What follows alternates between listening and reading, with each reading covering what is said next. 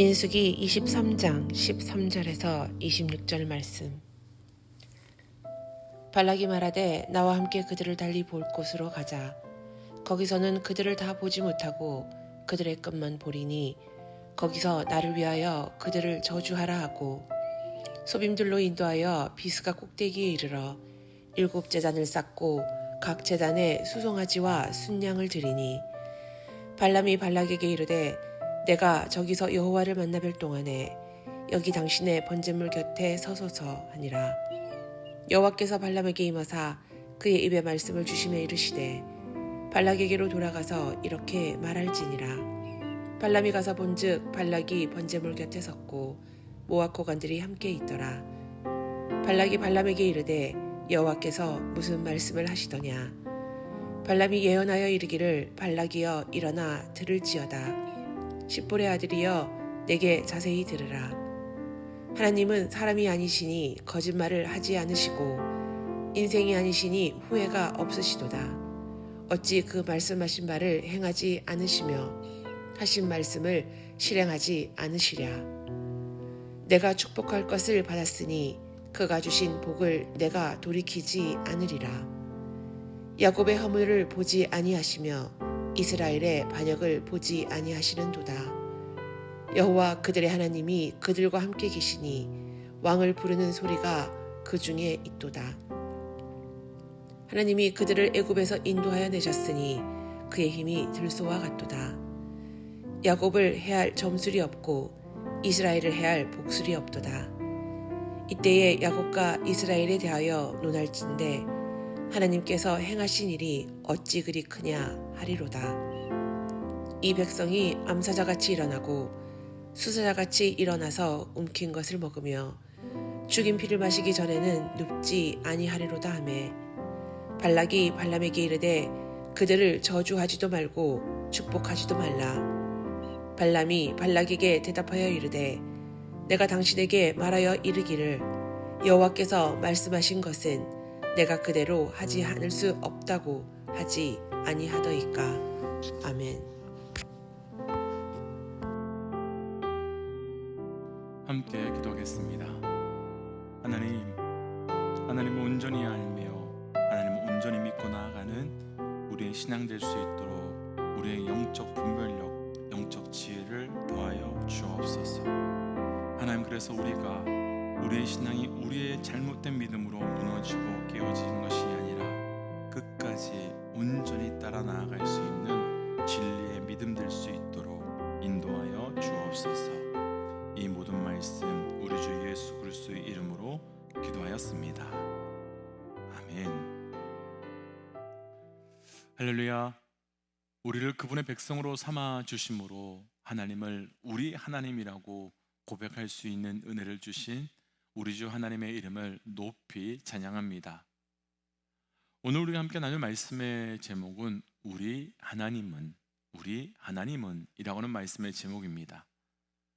우리가 발람에 대한 말씀을 나누기 시작하면서 나눈 말씀이 왜 하나님께서는 약속의 땅 가나안 땅에 들어가기 직전에 이런 말씀을, 이런 사건을 주셨는가라는 질문이었습니다.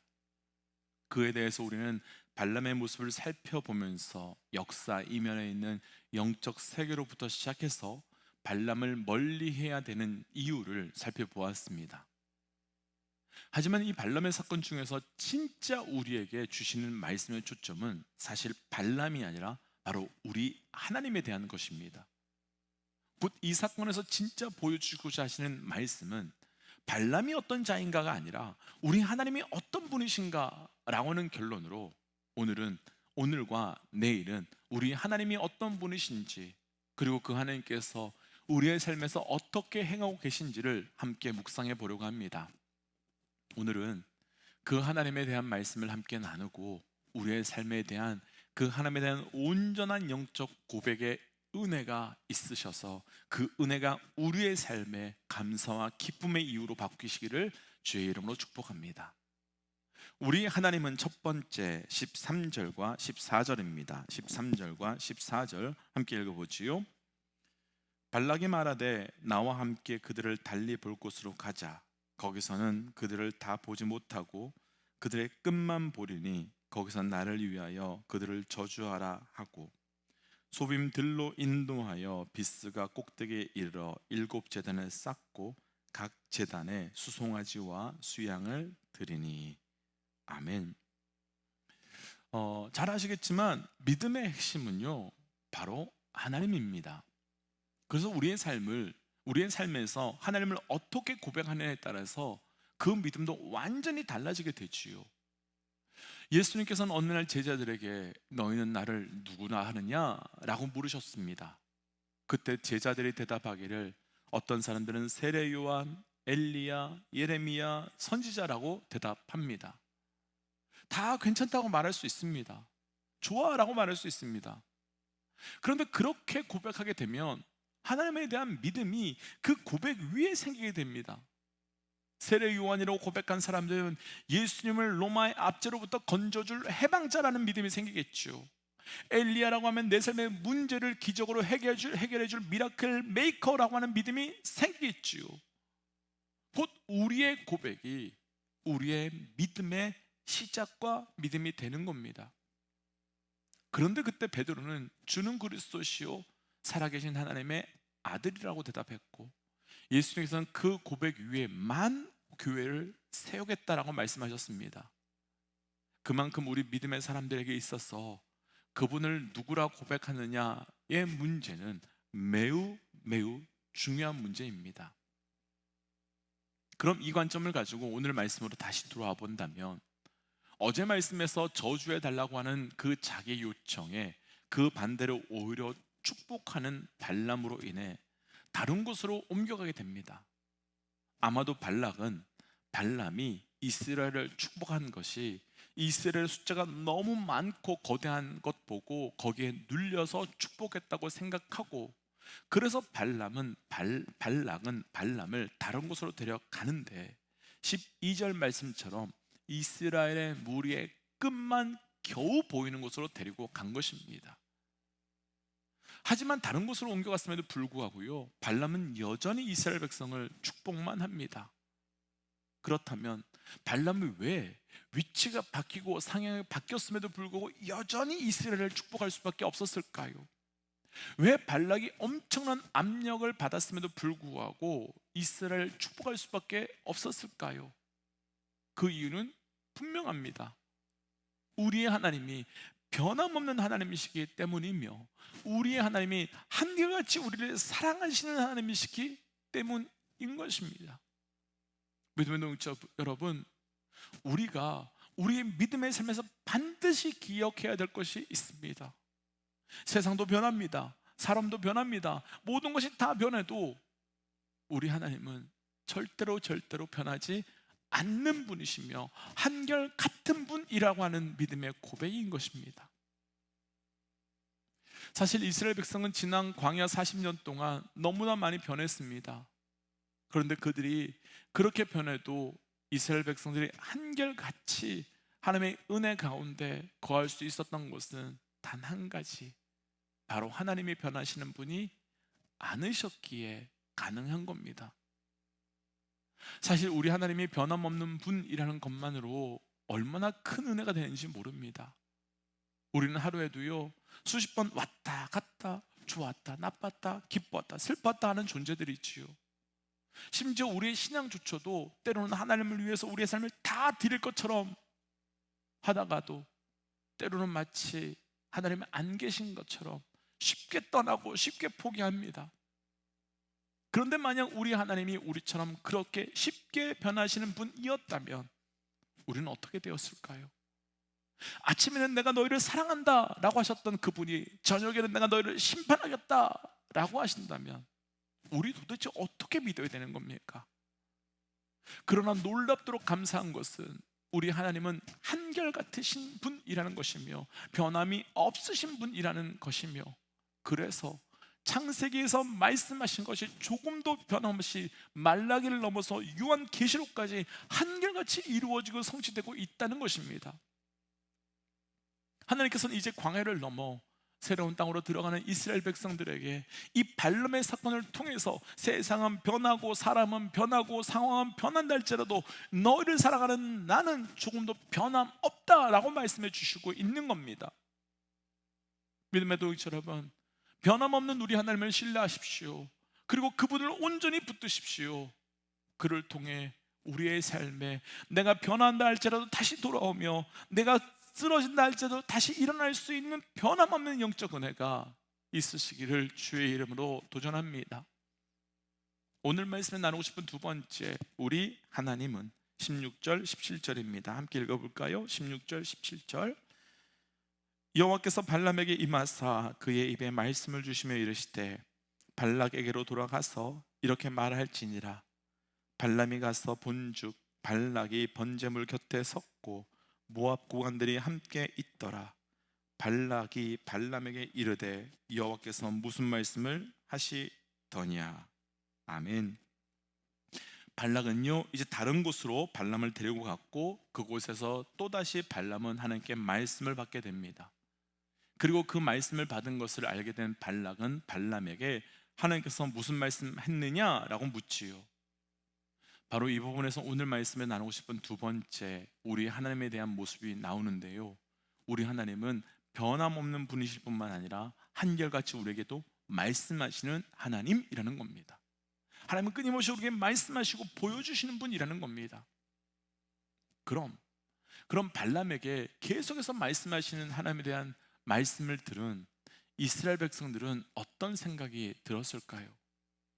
우선은 이방의 점술가라고 하는 그런 사람에게도 말씀하셨다면 하나님의 백성인 우리에게도 말씀하시는 분이라는 기대와 소망이 생기지 않았을까요? 하지만 또 한편으로는 그 확신이 드는 순간 좌절하는 마음도 생겼을 겁니다. 왜냐하면 이방 점술가에게도 이렇게 말씀하는 하나님이신데 왜 우리에게는 지금 말씀하지 않으시지? 왜 지금 우리에게는 나타나지 않으시지? 라고 하는 생각이 들 수 있기 때문입니다. 그런데 이것은 우리에게도 동일할 것 같습니다. 하나님께서 말씀하시는 하나님이시라면 나에게 지금 말씀해 주셔야 되는데 왜 나에게는 말씀해 주시지 않으시는 거야? 라는 생각이 들 수 있기 때문이지요. 왜일까? 무엇 때문일까? 결론부터 나누면 그분이 말씀해 주시지 않으시는 것이 아니라 우리가 듣지 못하는 겁니다. 시편 81편 11절 12절입니다. 내 백성이 내 소리를 듣지 아니하며 이스라엘이 나를 원하지 아니하였도다. 그러므로 내가 그의 마음을 완악한 상태로 버려두어 그의 임의대로 행하게 하였도다. 11절, 내 백성이 내 소리를 듣지 아니하며 이스라엘이 나를 원하지 아니하였도다. 말씀해 주시지 않으신 것이 아니라, 보여주시 않으신 것이 아니라 백성들이 듣지 않기 때문이며 하나님을 원하지 않았기 때문이며 그래서 마음이 완악해졌기 때문이다 라고 말합니다. 여기서 완악하다라고는 원어의 뜻은 무감각해졌다라는 뜻입니다. 그러니까 하나님께서 말씀을 보여주시고 들려주셨지만 말씀 듣기를 원하지 않게 되자, 하나님의 뜻을 거부하자 그 마음이 완전히 무감각해져 버려서 듣지도 보지도 순종도 못하게 되어버린 겁니다. 우린 여기서 아브라함과 요나 두 사람을 비교해보고 싶습니다. 두 사람 모두 다요 하나님의 음성을 들었던 사람들이었습니다. 아브라함에게는 본토 친척 아버지 집을 떠나서 하나님께서 명령하신 곳으로 가라고 하셨고, 요나에게는 이스라엘의 적 아시리아의 수도 느니웨에 가서 하나님의 말씀을 전하고 회개와 구원을 선포하라는 말씀을 주었습니다. 두 사람 다 공통점은 하나님의 음성을 들었습니다. 그런데 결정적 차이는 한 사람은 자기의 마음과 생각과 달라도 그 들려주신 말씀 앞에, 음성 앞에 순종하였고, 한 사람은 들려주신 것이 내 생각과 내 마음과 달랐기 때문에 온전한 순종이 없었다는 것입니다. 그래서 그 결과 한 사람은 하나님의 인도하심대로, 또 한 사람은 하나님의 인도하심과 반대되는 길로 나아갑니다. 믿음의 동지 여러분, 기억하십시오. 하나님은 우리에게 늘 말씀하시는 분입니다. 그리고 그 말씀을 듣기 원하신다면 듣고 싶어하는 말씀이 아닌 들려주시는 음성을 들어야 하며, 들려주신 대로 순종이 전제되며 풍성하게 들려주심의 은혜가 시작되는 겁니다. 도전하고 축복하기는 그 들려주심의 은혜를 깊이 있게 누려갈 수 있는 은혜가 우리 모두에게 있으시기를 주의 이름으로 축복하며 도전합니다. 그래서 이 시간 주신 말씀을 기억하며 이렇게 기도하고 싶습니다. 하나님, 변함없는 그 하나님, 그리고 끊임없이 말씀하시는 하나님, 그 하나님을 내가 누려가는 삶이 되게 하시고, 그를 통해 우리의 신앙이 멈춰지거나 끊어지는 신앙이 아닌 온전히 끝까지 나아갈 수 있는 영적 은혜를 허락하여 주옵소서라고 함께 기도하겠습니다. 함께 기도할까요? 하나님, 오늘 주신 말씀을 붙들고 기도하며 나아갑니다. 말씀하시며 보여주시며 함께하여 주시는 그 하나님, 한결같이 우리와 동행하시는 그 주의 은혜 앞에 우리가 온전히 살아갈 수 있도록 은혜 허락하여 주시고, 온전히 살아감을 통해 우리 하나님을 누려갈 수 있도록 역사하여 주시옵소서. 하나님, 나의 삶이, 나의 신앙이 온전한 신앙으로 살아가기 원합니다. 하나님, 오늘 말씀 앞에 우리의 삶을 온전히 돌아보기 원합니다. 한결같으며 변함없으신 하나님, 그래서 늘 우리에게 말씀하신 하나님, 그 하나님 앞에 우리가 온전히 살아갈 수 있도록 은혜 허락하여 주시고, 그 하나님 붙들고 우리의 삶이 끝까지 나아갈 수 있도록 인도하여 주시옵소서. 오늘도 그래서 변함없이 말씀하시는 그 하나님 앞에 나아가길 원합니다. 이 모든 말씀 예수님 이름으로 기도하였습니다. 아멘. 믿음의 동지 여러분, 한결같이 우리와 함께 하시며 변함없으시며 또 말씀하시는 그 하나님의 은혜를 오늘 하루 누려가시기를 축복합니다. 함께 선포하고 삶의 자리로 또 기도의 자리에 나아가지요. 함께 선포하겠습니다. 하나님은 살아계십니다. 아멘. 승리하십시오. 함께 기도하겠습니다.